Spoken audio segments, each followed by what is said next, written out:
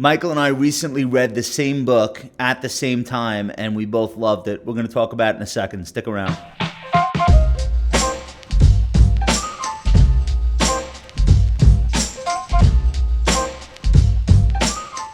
So we're going to talk about Lake Success. Gary Shteyngart is the author. I've been reading his books since probably 2010 or 2012, and he's written some really good ones. And Mike, we both really love Lake Success. You have a copy with you? I do. Hold it up. It's right here. Higher. Here. How much higher? I don't know. That's good. All right. We don't always read the same books, you and I, just once occasionally. I feel that my reading level is a little bit lower than yours. But we did days. stay at a Holiday Inn last night. Fair. But we both love this book, and I think for a lot of the same reasons. And look, the book's got a lot of media attention, and I'm really happy about that because Gary's amazing. But this book had a protagonist that works on Wall Street or worked on Wall Street. He's basically a disgraced former hedge fund manager who flips out, runs away from home, gets on a Greyhound bus, and I won't say too much about the plot, but it kind of takes place at an interesting time during the summer that Trump is about to be elected. And it's an interesting time for the hedge fund industry right now because it feels like every week or two, a quote-unquote famous hedge fund manager is resigning. Not always in disgrace, but like just, I'm done. I've had enough. And I think Gary's book captured a lot of that aspect of the guy's issues. What were your thoughts about it? What did you like about it? I'd be curious to talk to somebody outside of finance that read this book because I read it through the lens of, not that we have anything to do with hedge funds or in that world, but I think we already know a lot of the baggage that's in that space and like the public image, I guess. So I just read it as like a story, and so the hedge fund part of it was sort of like secondary for me. So he could have done anything for a living, where he went from being successful to not successful. Right. Like to me, the book was amazing because it was funny. Right. The character development. So the book is around 300 pages, but to me, it read like a short story, which is like an amazing compliment, I think. Yeah. Oh, I blazed through it also.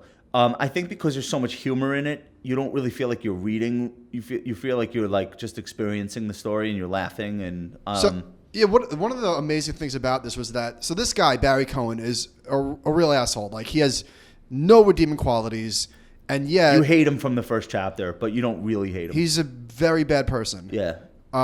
Neglectful to his investors, but more importantly, his family, his wife, and Right. and his autistic child, His employees, everyone. just not a good person.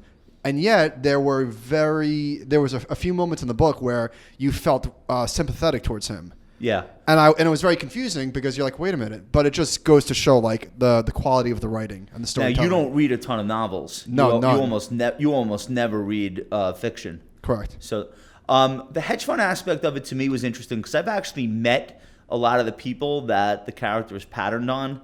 They've come on my TV show, or we've run into each other at conferences. It was so stereotypical. The vest, the lacrosse, the $30,000 bottles of scotch. So they had all the accoutrements of like what that. But I think what was a really interesting choice was having him be like a blue collar kid that like deliberately works really hard at making good friends with people, and that's how he does everything in life. That's how he raises his fund, etc. And in a lot of my experiences with, let's say the famous hedge fund manager, my like real life experience, I noticed like they are really good at making friends with people. And it was all about storytelling.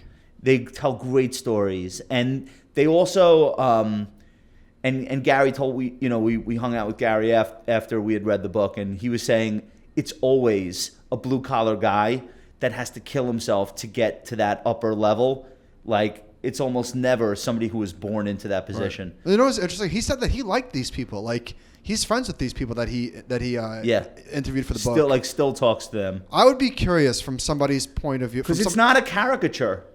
Like the hedge fund manager in the book, it's not a joke. I mean, they're not all like that, obviously. So I would be curious to hear from people that are in the industry if they thought that the rhetoric was or the characterization was so over the top that fuck this guy, he's like an asshole, and he's a communist. I'm not like that. Yeah. Right. It didn't sound like he was getting a lot of blowback from the industry at all, and And I think that's because he made the character a human being and not a joke or a clown. He should. The characters had a lot of layers. Yeah. Right. Like they're not all good or all bad. Him, his wife. Yeah, and then a lot of the book is like income inequality stuff, because obviously when you get on a Greyhound bus and you're a billionaire, like it's almost like visiting another planet. Even though you're really in your own country, you're like completely outside of the New York City, Greenwich kind of bubble. So that's another thing. When I was reading this book, to us, like we already know that about the income inequality stuff. So that wasn't eye-opening to us. But I wonder for a regular civilian reading this, do they come away with like, oh my God, the system is broken? Or do they read it and take it with a grain of salt and just say this was just a fiction book? Or is the reaction like, oh, this guy's making fun of us because we don't collect watches? And I mean, he's clearly not, but that's a way it could be taken the wrong way. I wanted to ask you about the financial conversation part. I mean, most of it, I think, were plausible conversations that people could be having. Yeah, I thought there were some parts that were a little bit over the top. Like he said, there was one line where he said, "This guy is negative arbing himself." Like nobody actually talks like that, I don't think. No one in the industry would say that, but people outside the industry. So he would. Right. So he would. So the guys in conversation would say, "Oh, that person's investment grade," or, I don't think anybody actually. Oh, he called somebody investment grade? Yeah, I like that actually. Anyway, so you don't read a ton of novels, but you would read another book by Gary. Yeah, I'm going to. I think I have Super Sad Love Story. Okay, so that's my favorite one that he ever did. I think the last thing I want to say about this is that I thought he did a really good job capturing that moment in time. Trump is not in the book. It's not a Trump book. It's not an anti-Trump book. No, Trump's in the book, but he wrote it before he was elected. Yeah, but Trump is like scenery, like that. These rallies are happening. There's a few scenes on the bus, right, where there's MAGA guys. There are MAGA guys in the book, and so just using that as a backdrop, I think there are going to be a lot more books about this period of time that come out, nonfiction books, novelists who will use it as a backdrop, because it throws everyone into, like, all of the characters are reacting to what's going on in the news every day, even though that's not part of the plot. It's like the subtext of so much drama and so many people's emotional conflicts is coming from the world around them. And I don't think that played any role in the wave of hedge fund closings. I think there's just two things happening at the same time. Well, he started the book long before any of the Trump stuff began. Right. And then that just became like, how could you not include it? Right. Do you think we've seen the end of the mass closures of quote unquote household name hedge funds? Or I have no idea. But there was another article in the Journal last week about two other funds closing. Two more. Yeah. Yeah, and how about this? What if it is, yes, this has been a difficult time to be anything other than just plain vanilla market beta, right? But what if these guys are coming of age? So it's more of it's a market end age thing. These guys are 55, 60, and they're like, you know what, I'm done. Well, that's that's part of what Gary was trying to capture, is that so many of them have become so wealthy. How could they possibly be as hungry as they were in their 20s? And the funds have gotten bigger. So how could they possibly pursue those same early opportunities that now everyone pursues, and all the alpha is leached out of the system? And I think he doesn't like go into like crazy depth with that, but I think he kind of captures that feeling that, hey, we did this already. It can't really continue to be done. But then, having him get multiple chances from investors is pretty funny. He had I think the guy failed and started.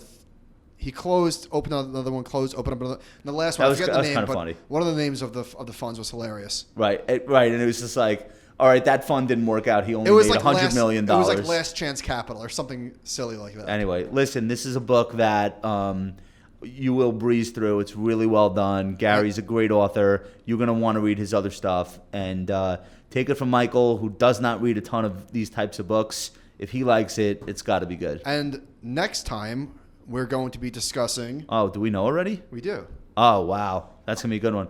All right, but don't buy that one until you get the first one. But yes, next time we'll discuss I Heard You Paint Houses. This is I Heard You Paint Houses. It's going to be a movie on Netflix next year with De Niro, Pesci. Pacino. This is what we have to do this before the Netflix show comes out. Yeah. Because then people just watch that instead of reading it. All right. Did you read Like Success? Let us know in the comments below. Make sure you subscribe, and we'll talk to you soon.